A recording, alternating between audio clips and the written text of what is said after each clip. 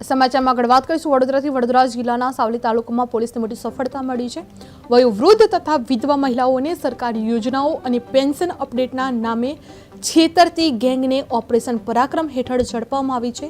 આરોપીઓ મહિલાઓના ફોટા બેંકમાંથી લઈ બહારના સાથીને મોકલી ખોટા મેસેજનો બહાનો બનાવી દાગીના અને રોકડ હડપતા હતા, જે સાવલી પોલીસની પ્રોફેશનલ તકેદારી, ટેકનિકલ સર્વેલન્સ અને માનવીય ગુપ્તચર તંત્રના આધારે આખી ગેંગ ઝડપાઈ છે, જે કુલ 1,93,000 રૂપિયાનો મુદ્દામાલ કબજે કરવામાં આવ્યો છે અને ભારતીય ન્યાય સંહિતાની કલમો મુજબ ગુનો નોંધવામાં આવ્યો છે।